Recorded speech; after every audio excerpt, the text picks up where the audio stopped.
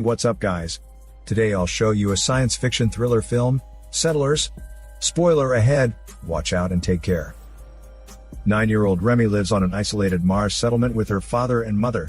No neighbors, no communication with the rest of Mars, much less with faraway Earth. Mother's greenhouse is struggling to produce vegetables. They have tried to raise pigs, and only have one. Despite the tough and rough living circumstances, this tight-knit family cherish their simple and happy life as some of the earliest settlers. At night, father teaches Remy about the constellation, and mother plays acoustic guitar. Evidently, humankind has so fouled up its birthplace that it is now all but uninhabitable. So father thinks they are lucky to settle down on Mars, and he believes that one day the Martian society will flourish like that of the Earth.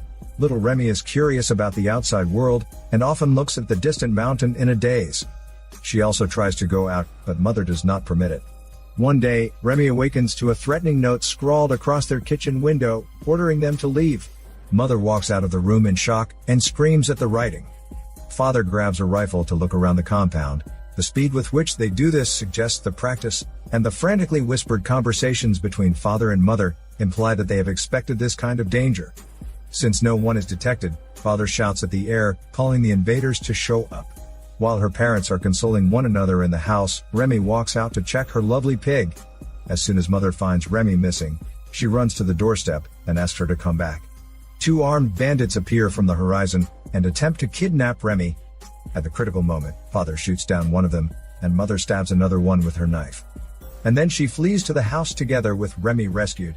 To ensure a long-lasting peace, father aims to eradicate all the invaders. So father and mother work together for the battle, with father hiding behind the wall, and mother tipping off the location of the bandits. And then father slings his rifle over his shoulder, and heads out to take care of things. Mother takes away the armor of the dead invaders, and locks all the doors and windows. Racked with worry, they hole up, staying quiet and away from the windows. Although all possible entrances are shut tightly, mother and Remy sweat at home while waiting for father to return. Under such a dire situation, it is even difficult for them to walk to the washroom. Mother and Remy painstakingly take every step forward and look back to ensure they are safe. Finally, they flee to a room, where mother offers Remy a bucket to do her business. Mother and Remy hug each other and spend the night in fear. Comes morning, mother is so scared that she has to carry a knife around the house. The noise outside the window makes her even more nervous. She approaches cautiously with her knife and looks closer, only to find their pig snuffing at the window. As soon as she feels relieved, Remy suddenly calls her name. To her shock, the invader is pointing a gun at them, introducing himself as Jerry. The soft-spoken but intense intruder explains that he is only reclaiming his rightful home. Jerry offers them two choices, to leave or to stay. Mother dashes out of the house with Remy in her arms. Although Remy begs mother to leave in tears, she does not heed her words. Instead, mother sneaks back to the house, waiting for a chance to assassinate Jerry with her knife. However, Jerry comes fully prepared, and he has already figured out her move. In their struggle, Jerry pulls mother's hair and drags her to the floor. To retaliate, mother stabs his lap hard with her knife. Surprisingly, Jerry remains calm and promises her that as long as they can live at peace with one another for 30 days, he will give her a gun for revenge. He can help the settlement thrive again if the family will let him stay. It is an offer they might not be able to turn down if they want to live. Knowing that she cannot fight him, mother has to give in. She requests to hold a funeral for her late husband, and it is granted. After burning father under a rock pile up on the hills, Remy again asks mother to leave this place.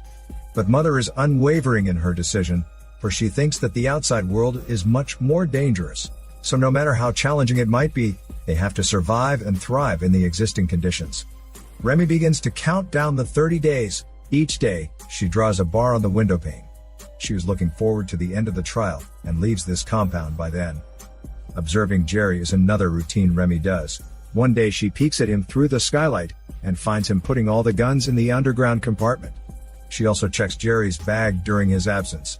From there, she discovers a gas mask and a portrait of a deceased invader, which stirs even greater curiosity in little Remy. Jerry knows his way around fixing up the place, so things in the house are resumed to normal conditions. Mother is happy that water consumption is no longer an issue. Remy's dull and boring life is brightened up by a robot discovered in the basement. At first, mother worries that a monochrome crate with mechanical legs would harm Remy, but Remy even befriends it. The arrival of Jerry and Robot makes their life in the desolate desert more colorful. As they get closer, Mother reveals to Jerry that she comes from the Earth and has to kill Jerry's father for survival. Jerry does not hold any grudges, and he also promises that he would not hurt Remy. As a widow, Mother is caught in an ethical contradiction if she should take Jerry as her partner. Sometime later, Jerry asks Remy about the portrait in his bag. Remy is too nervous to reply anything, but Jerry claims that it is not a big deal, and he does not mind who takes it away. Matters turn more complicated for Remy, as she catches a glimpse of a hormone shift between Mother and Jerry. Mother does not reject him like before, and the two even kiss each other in the kitchen. Their intimacy has driven Remy sad and mad, for she thinks that Mother has already forgotten about Father and betrayed the family. In her grief, she hugs Father's clothes and finds comfort in sniffing them. To her, it most likely feels like another stab in the back, further fueling her already adventurous impulses that are already barely able to be contained. The next day morning, she packs up her bag and leaves the house. Without any compass, she decides to go straight in the direction of the sun. Robot has been following her, but Remy chases it off. Out of frustration, Remy cries out that it is better for Mother and Jerry to build a family without her. As she continues walking, she realizes that she could see her own reflection. She reaches out her hand to touch it, and finds that it is a transparent wall. It turns out that the place where she lives is enclosed by a transparent cover. Remy bursts into tears. She cannot believe that it is impossible to leave such a place. And then she journeys to a cave that comes with a switch on its door. Remy presses on the button, and the door is open, revealing a dark and gloomy cave. Just when Remy hesitates, she hears Mother calling her. Thinking of Mother's betrayal, she plucks up the courage to step into the cave. Since it is too dark, she takes out a small lamp for light. Unexpectedly, the cave door automatically closes after she walks a short distance forward. As the door is shut, no more sunlight shines into the cave, making it more intimidating. Now that Remy cannot retreat, she can only press forward. All of a sudden, light is shed ahead and she wants to step forward to see what it is. Then a black figure appears in front of the light. Frightened, Remy crawls back and finally falls unconscious. She awakens in her own bed at home, realizing that her first escape from home ends in failure. She is still curious about the outside world, but Jerry tells her it is a much worse place than this. Remy does not utter a word, but she disagrees with what Jerry says. Gradually, Remy does not conceal her unhappiness. So Mother comes to give her some comforting words. Mother reassures Remy that her immense love for Father, and Remy remains steadfast. The next day, Mother plays the guitar besides Jerry, which reminds Remy of the sweet time they used to have. Unable to accept Jerry as a replacement, Remy runs away in anger. She hides in the storeroom and cries out that she hates Mother.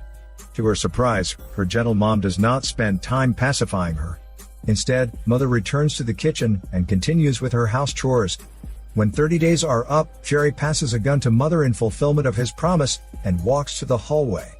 Mother picks up the gun and pulls the trigger, intent on killing Jerry. She attempts to rationalize her intimacy by mentioning that she does everything for her daughter. To her dismay, this is merely a test set up by Jerry, and there is no bullet in the gun. Failing his trust, Mother proceeds to commit suicide, and Jerry rushes to stop her. He comes back with injuries, and sadly Mother has died.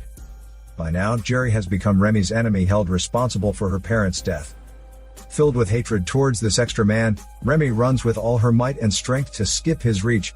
However, Jerry captures Remy and begs her to remain by his side. As the years go by, Remy has grown into a beautiful and charming young lady.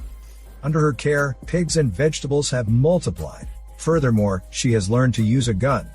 Jerry informs her that he will travel to the valley on the second day. Without his presence, Remy feels unease, so she also comes to the valley armed with her gun. Over there, she sees Jerry soaking himself in the lake. Before he leaves, he tells Remy to try the lake. Remy dips her fingers into the lake and finds it very cooling. So she dives into the lake to relax and take a shower. Back to home, Jerry presents Remy with a portrait of Mother. Reminded of her late mom, Remy sheds bitter tears. Jerry takes her in his arms and suddenly begins to tongue massage her. Remy realizes that Jerry's intentions towards her grow more and more sinister, so she walks away quickly. Jerry then delivers the portrait to Remy, leaving it beside her room door. Remy has decided to flee Jerry, so she takes out the gas mask to try it. Over meals, Jerry and Remy have a discussion about their relationship. Remy firmly rejects Jerry's request to play a hormone game with her, but Jerry insists that it is for the future of mankind. When she feels greatly disturbed, Robot approaches her to entertain her, but Remy refuses its company. Back to her bedroom, Jerry is seated on her bed, holding to the gas mask. As Remy's intention to leave is exposed, Jerry is furious. During their fierce argument, Jerry puts Remy to sleep with the mask and sheds tears after she collapses. Out of sympathy grows his evil thoughts, so he ties Remy up on her bed. Remy wakes up in shock and struggles to break free. To suppress her movements, Jerry shifts up to her bed and rides on her. He holds up Remy's face and tells her to calm down. When all that proves futile, Jerry pulls out his gun and points it at Remy's head. In terror, Remy stops screaming.